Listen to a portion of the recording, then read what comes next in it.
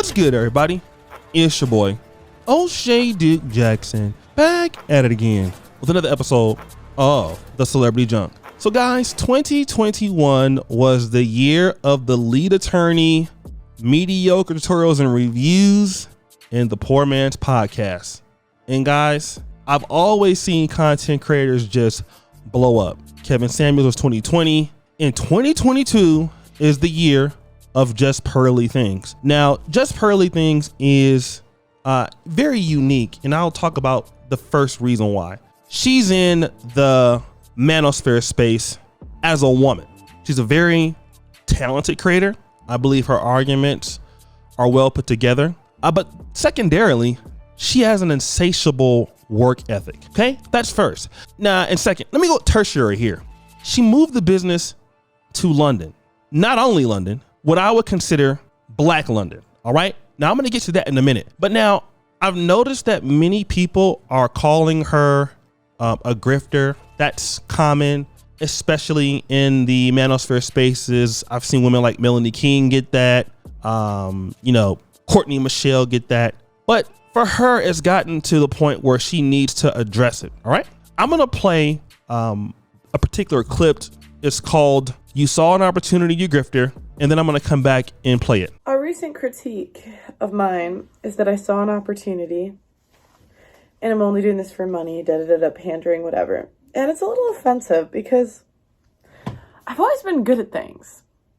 Now, I've never been the smartest in the room, right? I will never claim to be smart. I will never claim to be like, super smarty pants, whatever. But I've always worked hard. And because I've worked hard, I've always gotten good at things. And I think a lot of you can see my work ethic like through the camera. It's like a compliment I've gotten. I've been told you're one of the hardest working creators. And I agree. I think I am. I work very hard. Because something my dad told me when I was young, he said, do what you love. Because when you do what you love, you're going to put in more hours than everyone else and you're going to be good at it. And that's the approach I've taken with YouTube, volleyball,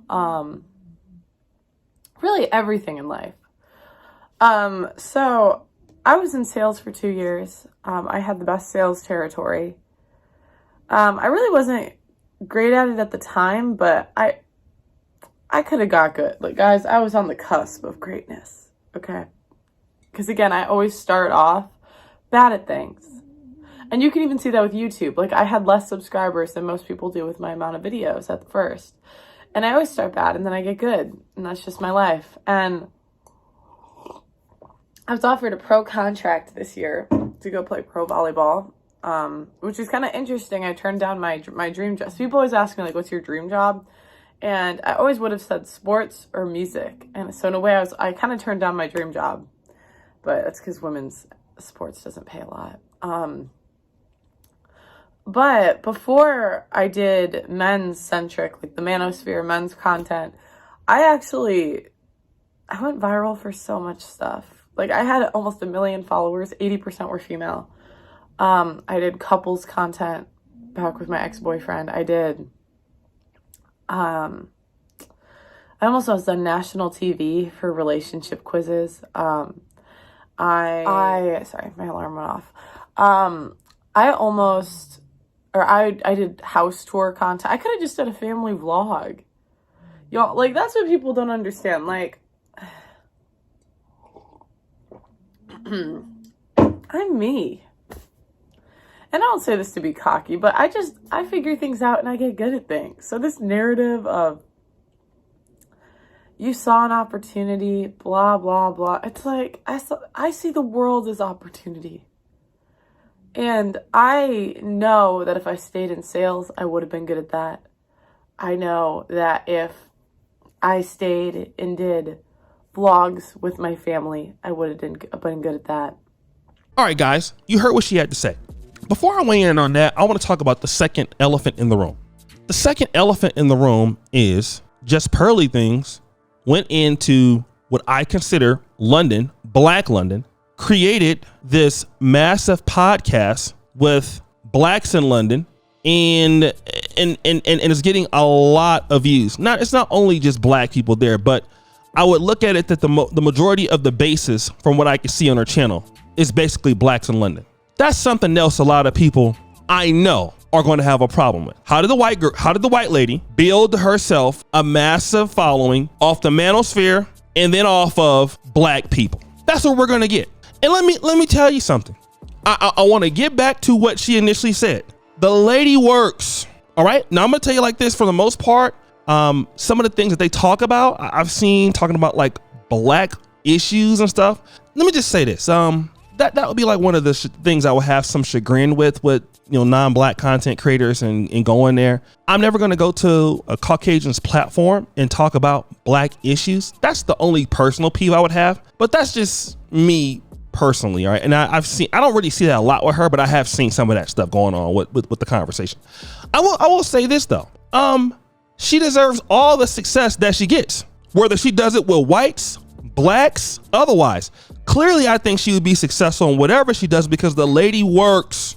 If you're going to be in this space and you're going to be successful, she works. She puts in a lot of time and works.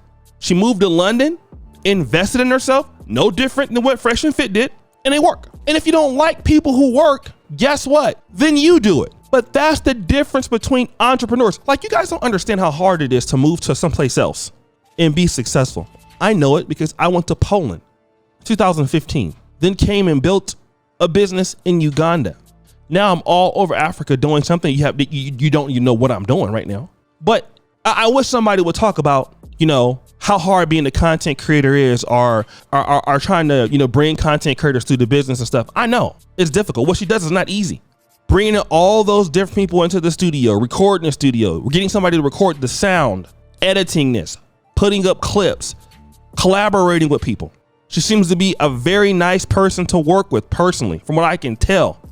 All right. I've talked to her not that many times, maybe once on email, but she seems to have the right attitude towards the business. And if you guys think that her talking points are stolen, are jacked, or she's regurgitating it, that's your own personal issue. The reality is that why are not the right people? If that's the case, why are they not doing it? Because people don't want to take opportunities. She's taking it.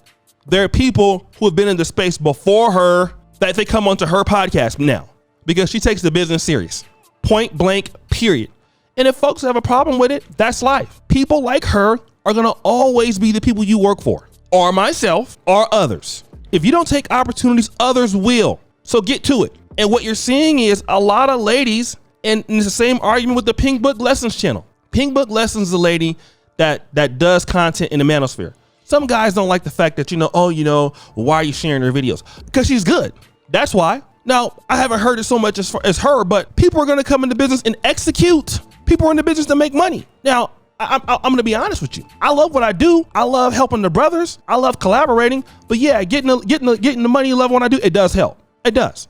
Very much so. And people are going to be here to be good. So if you don't execute your own stuff in the Manosphere, or if you don't execute your own stuff in communities, people are going to come in. They're not going to be black. They're not going to be men and just alike. So if you don't like it, that's up to you. And it's up to you to deal with. You're not stopping anything. So guys, what do you think? It's your boy, O'Shea Duke Jackson, back at it again with another episode of The Celebrity Junk. Appreciate you for all what you do. We're out.